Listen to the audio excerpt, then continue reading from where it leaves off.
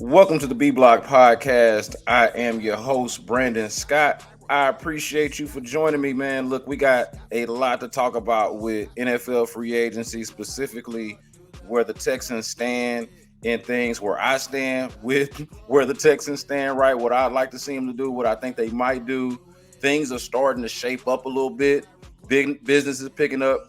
We saw the franchise tag deadline come and go earlier in the week. Obviously, we are a little bit more than a week past the combine now, and there is a lot to get into, a lot of possibilities out there for the Texans. I think it's a really exciting time, as we have discussed already here on the podcast, and I'm sure you all already know. But the big thing that I really want to hit on to start this podcast is this mass exodus of safeties now on the free agent market, and that being a position that we knew I feel like we knew that there would be some value, some free agent value in safety, and perhaps, the cap casualty market was something to monitor all along.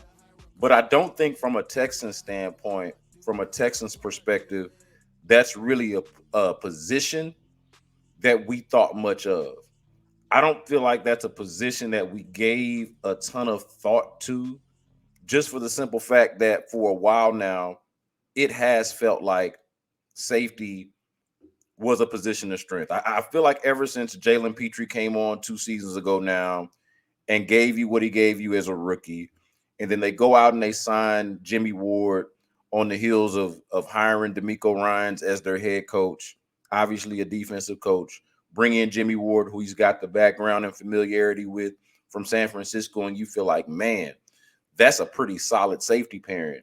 You got Jalen Pitre, you got Jimmy Ward, you got a lot of question marks on this team going into the season now, right? We're talking about going into last season. You might have had a lot of questions about the team overall, but the thing that you probably felt, one of the things I'm sure you felt best about, was the safety position going into the season based off of how Jalen Pitre played as a rookie, what Jimmy Ward's background was with the San Francisco 49ers, and obviously bringing that with D'Amico Ryans. It felt like going in, hey, there's a lot of uncertainty, there's a lot of newness on this team, but if there's anything in the way of stability, it's the safety position. It's even the cornerback position, because I know there were questions about Derek Stingley and his health, and I know he missed a few games. But with Derek Stingley and Steven Nelson as your corners and Jimmy Ward and Jalen Pitre as your safeties, it really felt like the secondary was perhaps one of the strongest positions on the team going in. It felt that way. Now, what ended up happening for the Texans once the season happened? Jimmy Ward was hurt. The backup safeties ended up getting hurt, ended up having season-ending injuries. You talk about MJ Stewart and Eric Murray, who I thought were really solid backup safeties. That's another part. You even felt good about your backups for the backup role that they served. And when they got in there, they were pretty good. I mean, for backups, they were pretty good. They go down for the season. You get to the point to where DeAndre Houston Carson is playing a lot of snaps for you because you've lost so much at the safety position. And of course, the big conversation with Jalen Pitre was, is it a sophomore slump? Was the rookie season as good as people thought it was? Were some of the missed tackles something to pay attention to just as much as the 5 interceptions and the team leading tackles? Like were there some warning signs that you might have should have pointed to begin with? Or was this a season that was even like way better, or did we over romanticize the season, is the way I should put it? Like those questions came up based off of some of how Jalen Pitre played at times. So now all of a sudden you get this mass exodus of safeties, and you've got and then of course Jimmy Ward, he comes back, but then he's hurt later on, and he's getting older and all of that kind of stuff. So you pair the mass exodus of safeties that are now on the market with suddenly having way more question marks about the safety position coming out of the year than you did going into the year. And now it is like this fascinating proposition. It's this fascinating proposition. And all of this starts to happen. I'm doing this on Thursday afternoon. I guess this is starting to happen like late Wednesday, early Thursday, you're seeing guys get released. And here's the list of guys. Here's just a list of guys that I got in front of me. There could even be more, but we're just off top here. Safeties that have hit the free agent market that I'm sure you were not thinking about before. Justin Simmons, Quandre Diggs, Jordan Poyer, Kevin Byard, Eddie Jackson, Jamal Adams, who I would say I'm far less interested in, but still just on the market. Rayshawn Jenkins, if I didn't mention him already. So between and I'm gonna focus on a couple of guys specifically, Justin Simmons and Quandre Diggs. You're talking about two safeties that are objectively better than the two that you have on your roster right now. And you have an opportunity to go get those guys in a market that we already have acknowledged is there's a devaluing of the position. Like it is a rough market for safeties, a team-friendly market for safeties. I think the phrase that we're using is a depressed market for safeties and free agency. So had not been anticipating that going into the season, first of all, had not anticipated having questions about the safety position going into the season. Didn't think I'd have those questions by the end of the season, and did not give enough thought to who the guys that are out there that you might be able to go get. So this is an interesting time, I think. Like, a lot of the focus is on running back and adding weapons for CJ Stroud, which I think is like super important. So these are things that I've prioritized myself in talking about these things. But, I started thinking about it last week with the defense. Like it's a hairy situation when you think about what all you've lost. Like, for as good as you feel about the cornerstones on defense that you have, and you can even throw Jalen Pitre into this mix. You've got Will on every level: Will Anderson, Christian Harris, Jalen Pitre, and Derek Stingley Jr. Will Anderson, Christian Harris, Jalen Pitre, and Derek Stingley Jr. Okay, but around them, it's a bunch of vets that are in and out. And you have to establish how much are you going to spend and what kind of effort are you going to put into surrounding those guys with either players that are at that level or maybe even better. Like, can you do that? And I think that's the question that you should be asking. It's there are enough holes that need to be filled to where maybe I was overlooking defense earlier on in the offseason, and I'm starting to think about it more as we get closer to free agency, get through the combine and all of these things. So mass exodus of free agent safeties out there: Justin Simmons, Quandre Diggs, Kevin Byard. I know Jordan Poyer had his game has kind of declined a little bit, and he's had an injury history. But like all of these guys are guys that the Texans, I feel like, should at least be interested in looking at, if for no other reason that they are in a depressed market. And I don't think that you can ever have too many good football players at positions where more than one guy plays the position. Safety being one of those positions. Like, you don't need a bunch of good left tackles. You don't need a bunch of good quarterbacks. But more than one good safety, maybe even more than two good safeties. More than one good corner, more than one good edge rusher, more than one good interior defensive lineman if you can stand it. More than one good running back, more than one good wide receiver, more than one good tight end. Like, you, especially in a depressed market, you should be looking to add players. So I think all of those other things that I talked about with Jalen Pitre and Jimmy Ward are relevant, but I don't even think it has to be like an indictment on those guys necessarily to say, hey, you said Quandre Diggs is available? Hey, wait a minute. So you said Justin Simmons is available? They play on teams that don't have the same.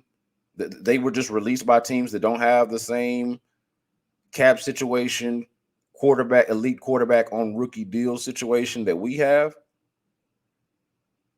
I mean, look at it. Justin Simmons coming from hell yeah, he got released by the Denver Broncos.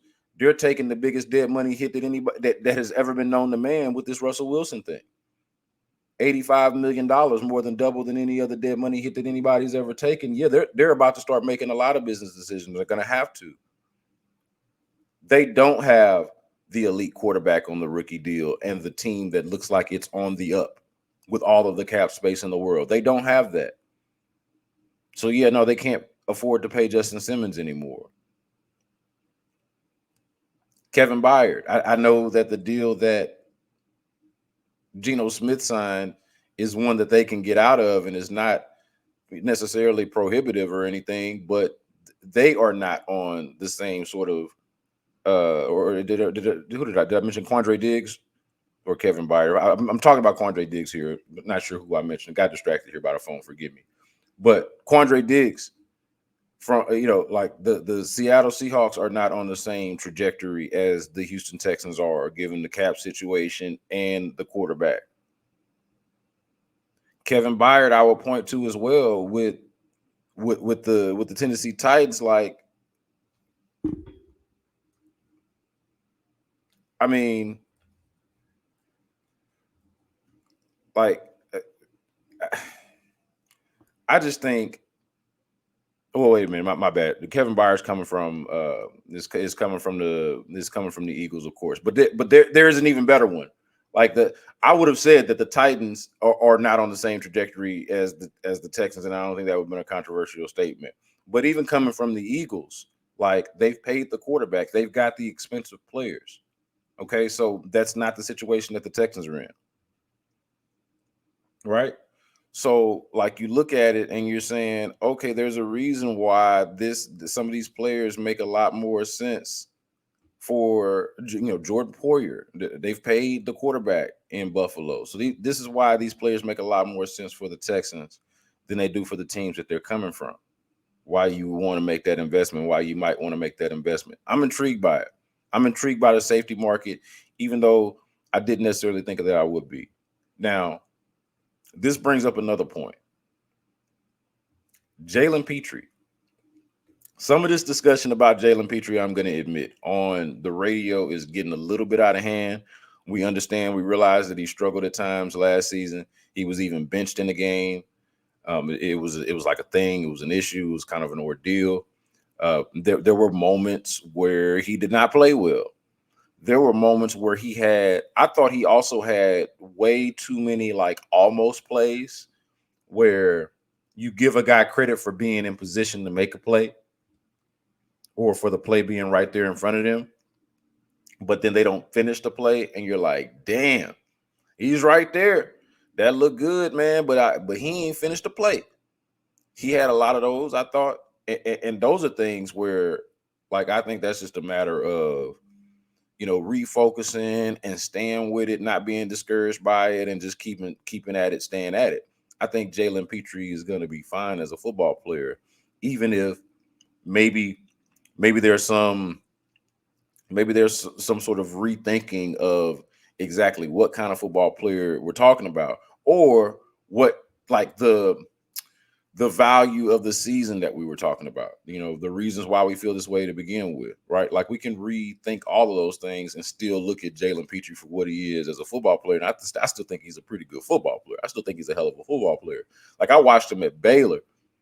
They had Jalen Pitre doing pretty much anything that you could think of on the defensive side of the ball. Like, he was a legit do-it-all type of dude to just be, 6 foot, 200 pounds or whatever he is.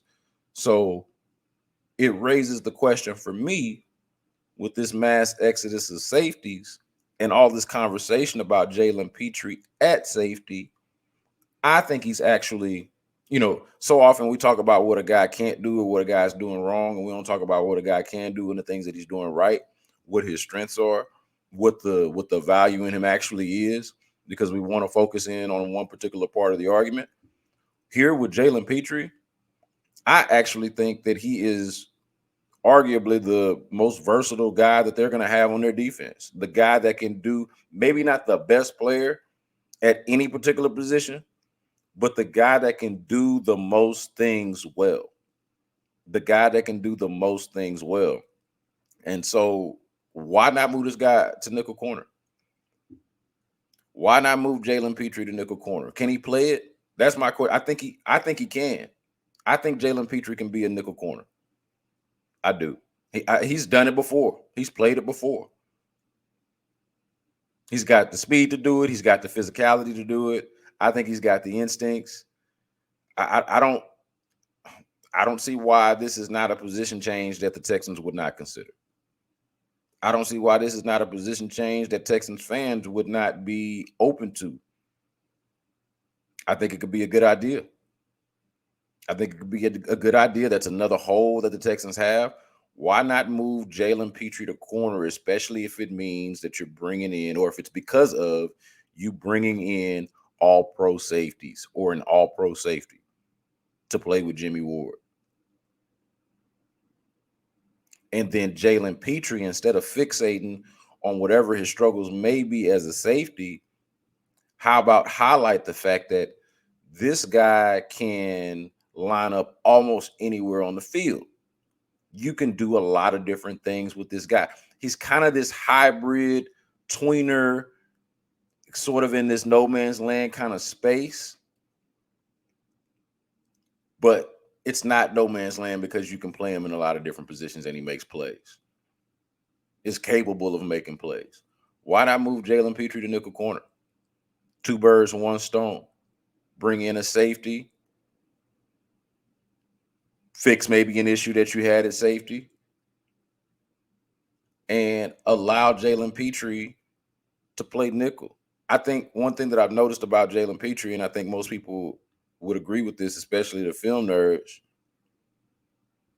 thing about Jalen Pitre is I think he's just so much better. It feels to me anyway. It feels to me that Jalen Pitre is so much better the closer he is to the line of scrimmage. The closer he is to the line of scrimmage, the better Jalen Pitre it feels like he is. And I do wonder, this is more of a question than anything, not necessarily a take. I'd like to know what y'all think about it. Maybe something I'll ask John Harris.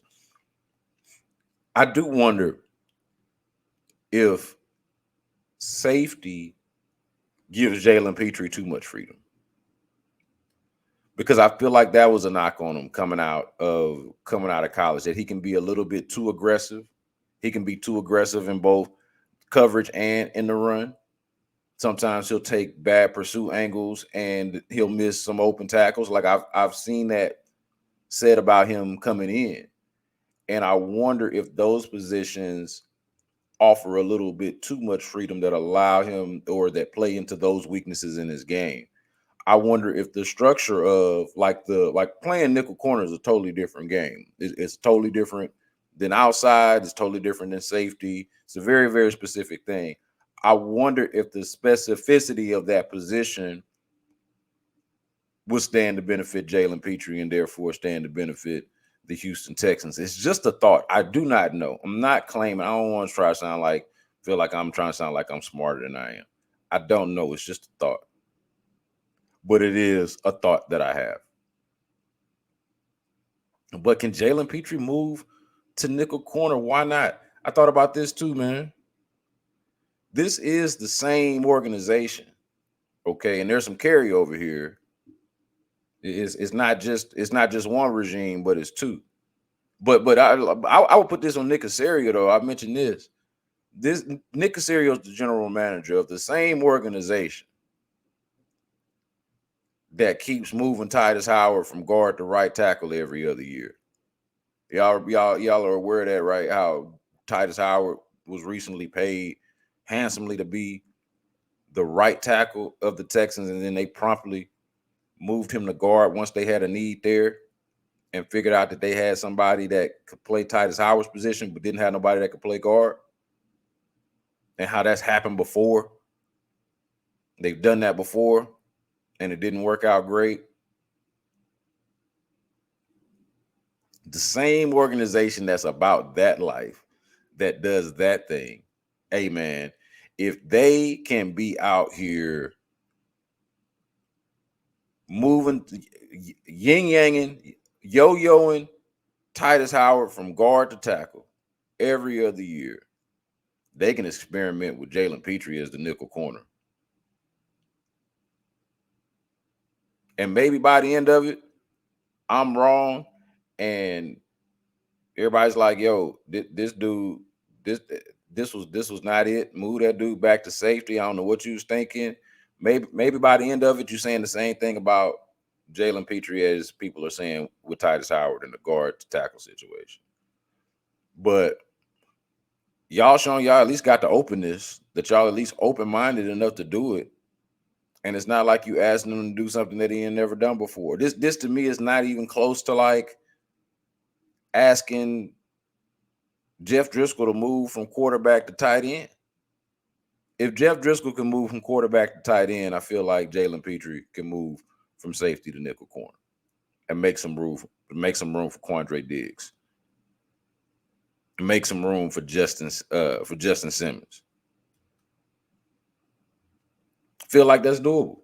Don't feel like we asking for too much at all in that. Just for it to be a thought.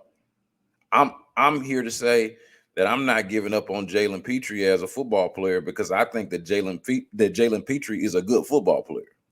I do. I think he had some struggles at safety last year, but we've seen enough playmaking and enough near playmaking, I think, to say that this guy has some value and some utility out there on the football field. But maybe it's in some sort of nickel corner hybrid linebacker kind of role. I wouldn't be mad at that. I wouldn't be mad at that at all. So again, I am very, very, very intrigued by the mass exodus of safeties on the market, the idea or prospect of moving Jalen Pitre to nickel corner, even though I have no reason to believe that this is an actual idea or prospect, like a thing that's something that anybody in the Texans is thinking about. It's just something that I thought about and thought I'd bring to the table. Didn't mind bringing to the table. I hope y'all don't mind it either, even if it's a far-fetched idea. Because, it may be. But you look around, man. You look around, like you have an opportunity to add an all-pro like Justin Simmons for what I don't anticipate is going to be all-pro money. And I could be wrong about that, but I don't think that these safeties that are getting released as cap casualties or whatever the case may be are therefore about to go and sign break the bank type of contracts. I don't think some of these all-pro safeties are about to get all-pro money, especially compared when you compare it to what the Texans have in front of them. The money that the Texans are able to spend or should be able to spend. This is one of those smart money plays. Now, speaking of smart money plays, I think that for me, one of the ones that's been a little bit more difficult to pinpoint or to really land on what exactly is the smart money, for me, is this defensive line. I'm not entirely sure what the Texans should do on this defensive line. The only thing that I feel like I'm willing to say for sure that I don't think is debatable is that they have to make a big move on this defensive line in some kind of way. You can define for yourself what the big move is, and I think that there is a range of what could constitute as a big move. But to me, there are like a couple of scenarios. Like I think it would be a big move to maintain the status quo by not letting Jonathan Greenard get out the door, paying Jonathan Greenard, and then also bringing back Sheldon Rankins. Like just running it back with this defensive line, I think would be a big move. I think that would be a big move. Jonathan Greenard's a free agent, and you had the opportunity to franchise tag him, but I think it would be smarter, much smarter, if you want to keep Jonathan Greenard, to give him a longer term deal. Now, there is some disagreement, I feel like, just flat out some disagreement amongst the fan base and amongst pundits, maybe on exactly what Jonathan Greenard is, how good Jonathan Greenard is.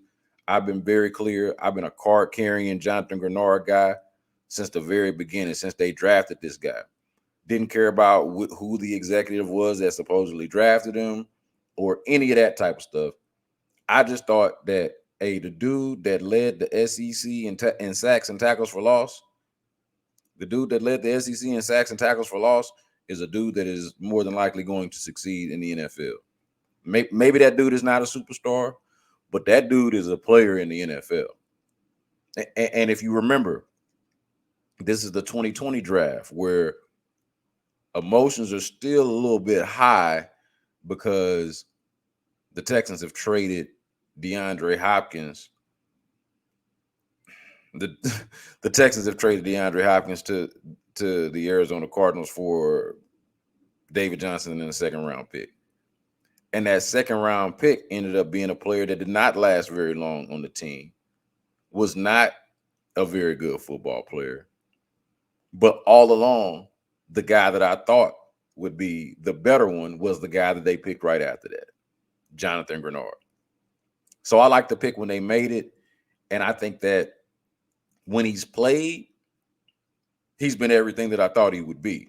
Like he very much looks like a guy that led the SEC in sacks and tackles for loss the last time he played in college.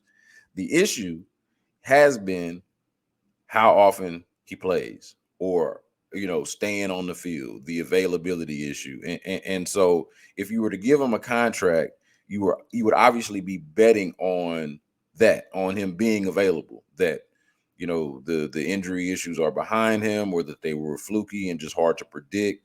And just you would just be betting on the upside, which I am comfortable with based on what the upside is.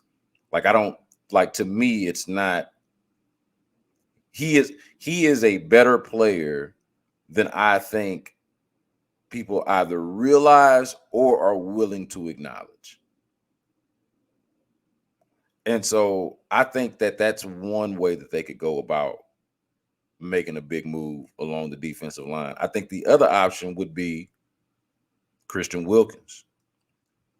What if you could sign Christian Wilkins and target that end position? Let's say you're letting Jonathan Greenard go, you're letting Sheldon Rankins go, but you sign Christian Wilkins to a mega deal and you try to fill that end position with a bargain of some sort, maybe a depressed asset, a depressed someone from one of these depressed markets, maybe somebody that's unique to what I'm talking about is a Chase Young. Like, Jonathan Greenard is going to get more money than Chase Young in free agency. I'm almost certain of it. No matter what you think about Jonathan Greenard or what you think about Chase Young, some of y'all might think Chase Young's a better player than Jonathan Greenard, but Jonathan Greenard's going to get more money than Chase Young. That's what I anticipate. And that's what I believe. Might you benefit from that if you're the Texans? You say, hey, man, JG, appreciate you, dog. Glad you're going to get that money. Somebody's going to pay him. I can promise you that he's going to get money from somewhere. Go get that money, dog, but we're going to pay a little bit less for Chase Young and a little bit more for Christian Wilkins. That sounds like a big move, don't it? That sounds like a big play. And you could talk me into that. You could talk me into bringing back Jonathan Greenard and signing a Grover Stewart. Like, either running it back or finding something that feels like the equivalent to it, to me, is the bare minimum. Like, it's the bare minimum of what you have to do. And then beyond that, can you level up is the question. How can you level up? Because I think Will Anderson is going to level up anyway. I think Malik Collins, we know what he is, steady Eddie, and he's going to be, I think he's going to be himself. But can you level up from that? How do you level up? I think that's a pertinent question. I think at the very least you don't want to take a step back. And a big move in making sure you don't do that would be to maintain the guy that you got. Now, the fact that it's Thursday and I'm talking about this and they still have not signed him makes me, and they've had all of this time to maybe to think it out. Like, think about it. Dalton Schultz gets signed, right? Oh, and that was, what was it, Tuesday, Monday or Tuesday, whatever it was. We got that news ahead of the franchise tag deadline, right? And I thought that was important. Bringing back Dalton Schultz was a must. I thought that was 100% important. But Dalton Schultz gets signed a couple of days later. They're still hashing it out with Jonathan Greenard. To me, it feels like that means they're in different places. They might be in different places in what they see the value as, which I think is okay. I think that's okay. I'd love to have JG back. I'd love to see him out there. I think that he's an underrated player by his own fan base. By his own fan, it's one thing for it shocks me. I would say it shocks me that national guys would have a better beat on Jonathan Greenard than some of the local folks. Like a better beat on how good he is. That is disappointing a little bit. That some of the local folks that I've talked to have done the shoulder shrug on Jonathan Greenard, and some of the national folks actually see it because it's there. The only issue with JG has been the injuries. It ain't never been how he plays. Never. So I think they got to make a big move on the defensive line. That could include bringing back JG, or it could include, and should include, if it doesn't include bringing back JG, it should include targeting the very best defensive lineman that you possibly can. And to me, if you're not bringing back JG, you should be looking square at Christian Wilkins, and probably should be looking at him anyway. Let me be clear about that. Like, you should be trying to get all the good players because you can't get all the good players. So you should be interested in all of them because you can't get all of them. And so whichever ones you can't get, don't not get them because you wasn't interested. Don't not sign Christian Wilkins because you was too good for it, because you thought it cost too much before you even started negotiating. Don't out negotiate yourself. Negotiate yourself out of a good player. Oh, it's too expensive. Well, let's see. Let's talk it through. Let's talk it out. See what we can do. So I think the Texans should be doing. That's what I hope that they're doing. Hope that they're looking at the possibility of, hey, if we don't bring Jonathan Greenard back, we're not willing to pay $20 million a year, whatever it is, for Jonathan Greenard. Are we willing to pay it for Christian Wilkins, though?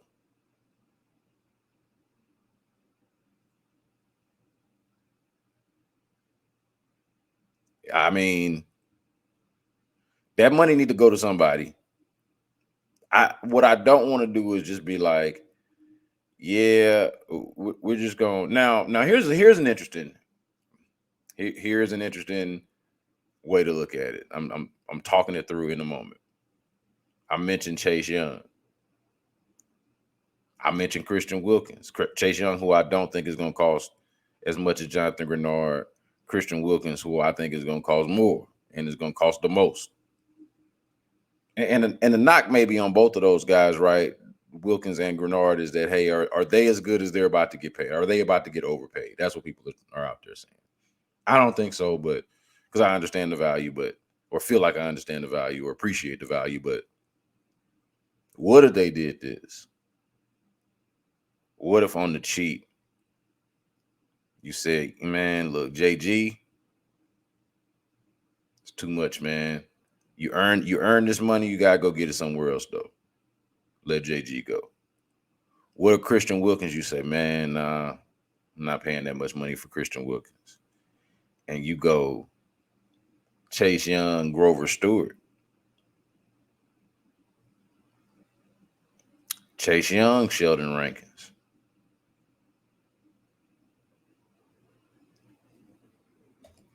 I still feel like that would be a big move. And that would feel like and sound like, to me, the most economical. Don't know what the numbers are exactly for Chase Young. Don't know what the numbers are exactly for Sheldon Rankins. But I'm just trying to place it here based off of who's where in the market. Maybe that's the look. Maybe that's the look. Mm. I'm just so excited. I'm just so excited about all the possibilities, man. Like they could go in so many different directions, and I don't know. Maybe this is a bad job by me as a commentator, but I don't know how many different things that they could do that I wouldn't like. I don't know how many. Like I know it's our job to be critical, but I'm also coming from it, being at the flagship radio station as like from the standpoint of somebody that openly wants good things to happen, openly wants positive things to happen. And I don't see too many scenarios where they don't because of the situation that they're in and the people that they have running the show. So I got my opinions, but I do feel like they know it better than me. I don't know if I've always felt like that. I do feel like they know it better than me, and that there is a trust level, a trust factor that exists that did not previously exist. I think that's there. So I'm excited about it, man. Like Christian Wilkins, Jonathan Greenard, bringing them back. You know, Saquon Barkley, Josh Jacobs, Derrick Henry, all of these damn safeties. Everybody, man. Like you can't get all of these guys, but you know you're gonna be able to get a collection of them. You should be at least. You're in a position to get a collection of them. Don't shut yourself off. But they absolutely got to make a move on the defensive line. They can't. They can't just. I don't think they can afford to take a step back.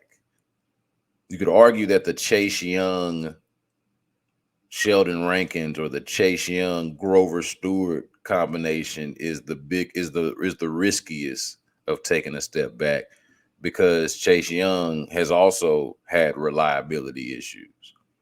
Like you don't want to pay, you're gonna have to answer that question within yourself too. Like you don't want to pay Jonathan Greenard top dollar, but you'll take Chase Young at the discount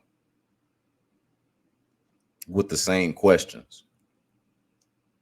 As opposed to, hey, why don't you pay the money for maybe I say the same questions, but maybe the same questions but worse. Where it's like Jonathan Greenard has had some bad injury luck, but he's also played through injury. Also doesn't have questions about whether he takes plays off or anything like that. Like you know exactly what you're getting. Is there something? Is there value in peace of mind too? I think I've talked about this on the podcast before. The value of peace of mind. You sign Jonathan Greenard back instead of bringing in Chase Young, and you got some peace of mind of knowing that you don't have no questions of how is this going to go. Now, if there's an injury problem, like that. I mean, that's part of the game. But like, how is this going to go? No questions about that. So, looking at that, thinking about Christian Wilkins, thinking about Jonathan Greenard, thinking about Grover Stewart, thinking about Chase Young, thinking about all of these, thinking about Sheldon Rankins even. And we probably underrate him, probably underrate the season that he had. But I'm in love with the possibilities, man. In love with the possibilities. Okay, let's hit this Dalton Schultz thing because I haven't talked about this. The 3-year, $36 million, and I think it's $23.5 million guaranteed. I was actually on the drive, Sports Radio 610 with Clint, I guess. So I was on Monday with Ron and then Tuesday with Clint. And so, yeah, so this was talked about on the show. My thing, I think I was talking about it with Clint, was just my big thing. I think it makes a lot more sense if you think Dalton Schultz is somebody, and I do believe this, he's somebody that can contribute to your team over the next 3 years. Like, I think he's got at least another good 3 years left of football in him and will be worth the money. He will be worth the money over the life of the contract. I believe that. And so to me, it was always, first of all, always a must to bring him back, whether it was signing him to a long-term deal or on the franchise tag. I didn't feel like they could afford to take a step back in that position either. And I didn't feel great about their options of replacing Dalton Schultz if they decided to move on. So I thought bringing him back was a must. I'm glad that they did it, for one. Then two, I'm glad that they were able to agree to terms on a deal as opposed to this franchise tag, because now I think this allows them some flexibility to be creative with how he gets paid over the next few years and what they can do to build the team around, primarily CJ Stroud, Will Anderson, so on and so forth.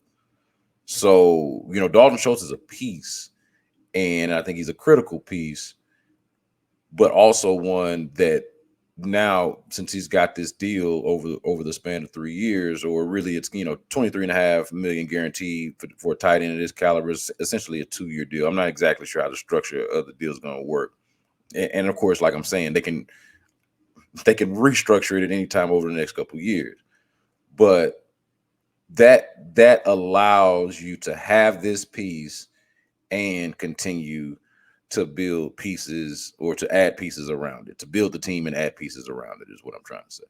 So I'm good with the Dalton Schultz deal. Glad that they did it. Was very, very, very comfortable with the money. And when I say comfortable with the money, I want to be clear with what I'm saying. I want everybody to make as much money as they possibly can.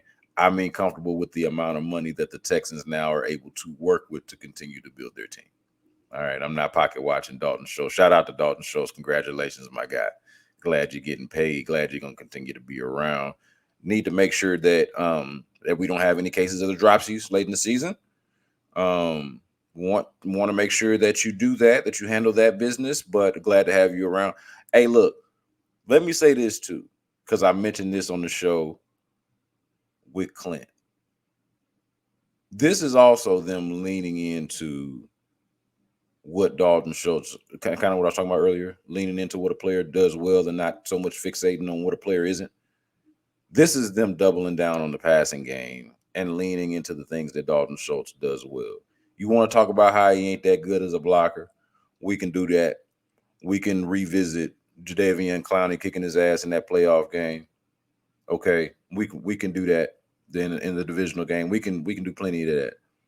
But this ain't what that's about, bringing him back. It's about the fact that he's a reliable target for a quarterback who is ascending. The fact that this was an offense that was not particularly good on third down, and they recognize it, and they are aware of it, and they are bothered by it, and they want to improve. One way to make sure that you don't get worse, and I think one thing that's key to your improvement, is maintaining this level of continuity with a good player, who is not easy to replace.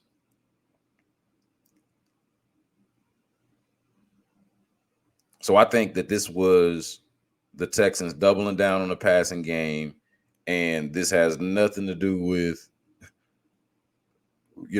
addressing the run game. Hey, we love the job that Dalton Schultz did as a dynamic tight end, in terms of being a guy who who blocks and passes, who run blocks and passes, or run blocks and catches passes. Like, no, that's not what they're saying. They're saying we like him so much as a weapon for CJ Stroud. We are so bothered by how we performed overall on third down, that we don't want to lose this guy. We want to see what it looks like in year 2 with this guy, in year 3 with this guy, in year 4 with this guy, possibly. So glad they did it. Think the offense is going to be really good. They're still going to have to figure out a way to get a run game going. Still got to figure out a way to get a run game going, because Dalton Schultz, adding him, bringing him back, that's not what the answer is going to be. They're going to have to address the tight end position in another way. On top of that, they're going to have to obviously bring in another running back.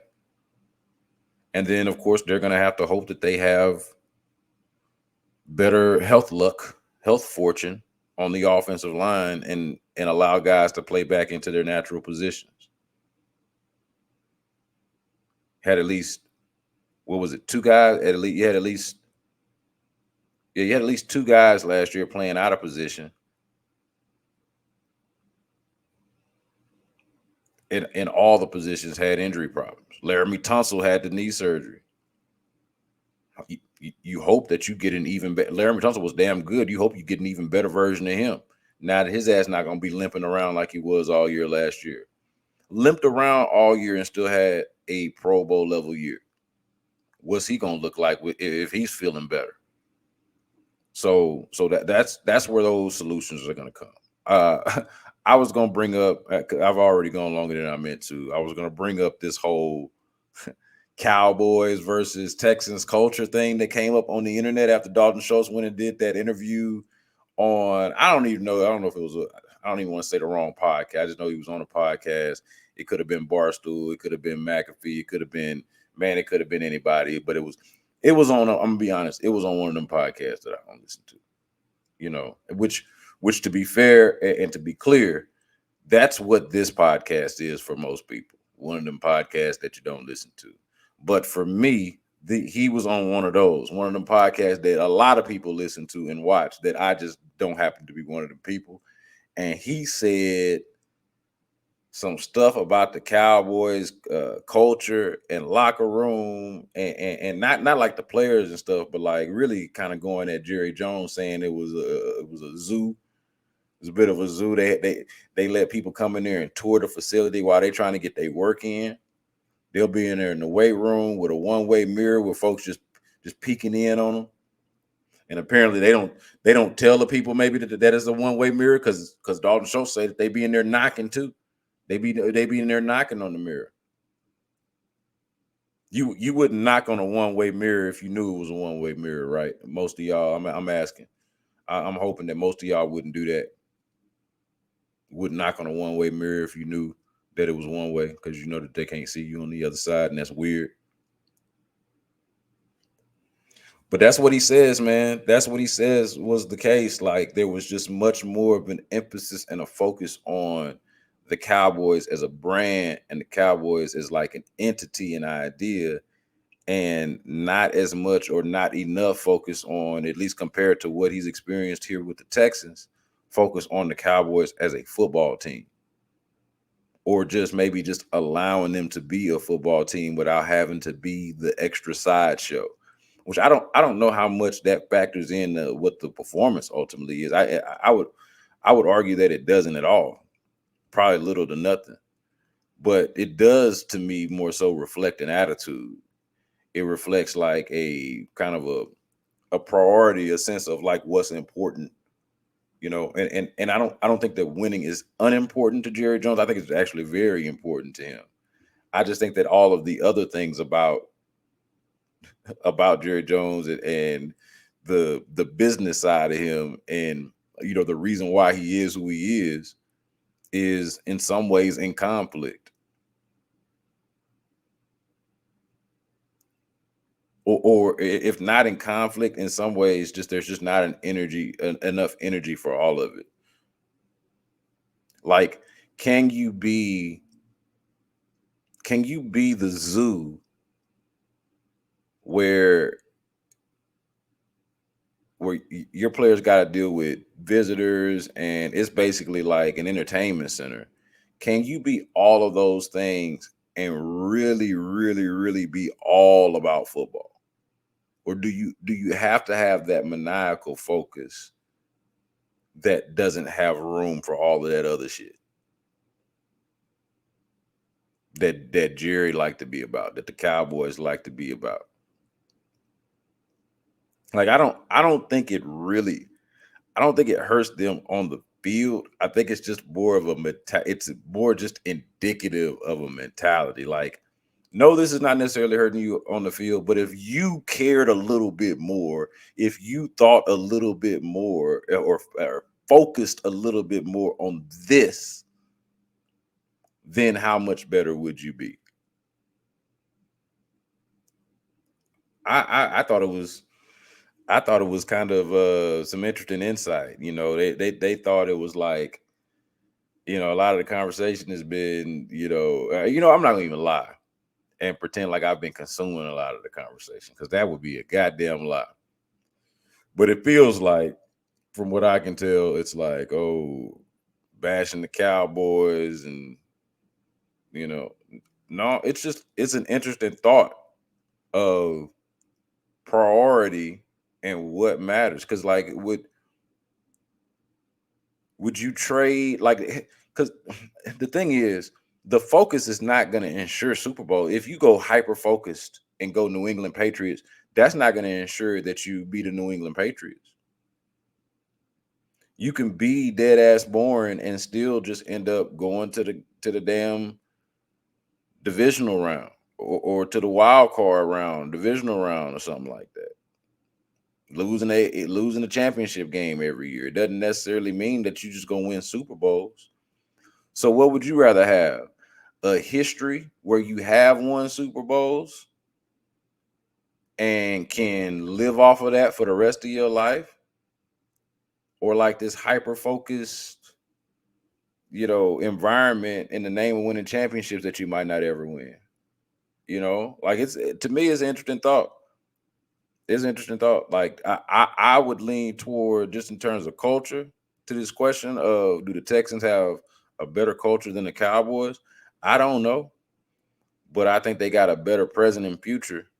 I do think they got a better present and future. The Cowboys are probably still a better football team overall, but I feel like they are a team on the decline.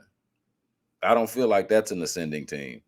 Like, maybe 2023 might be the last time I will have been able to say that. Like, who knows come 2024 if that's going to be true. Now that I think about it, that the Cowboys have a better team than the Texans. I think they did last year. But, man, I'd rather have the present and the future, which I think the Texans have, than the past, which is what the Cowboys have. And that's cool for zoo-like tours and letting people peer in through the one-sided mirror into the weight room. It's a cool story, bro.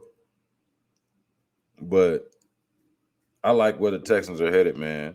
I like where the Texans are headed. I like the position that they are in free agency. I like the position that they are in the draft, and I like what they have coming back. Jalen Pitre included, by the way. I want to add that, because I feel like we got on the radio and got real wild and reckless about Jalen Pitre, just because the guy had a handful of bad plays, some bad games, had a moment where he was benched. We all know that.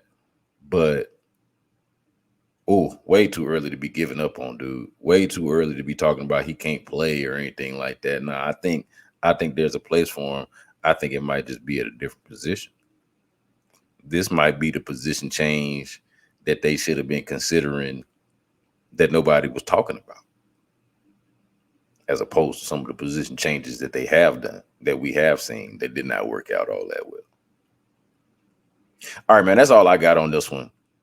Make sure that y'all subscribe to the B.Block podcast, wherever it is that you get your podcasts.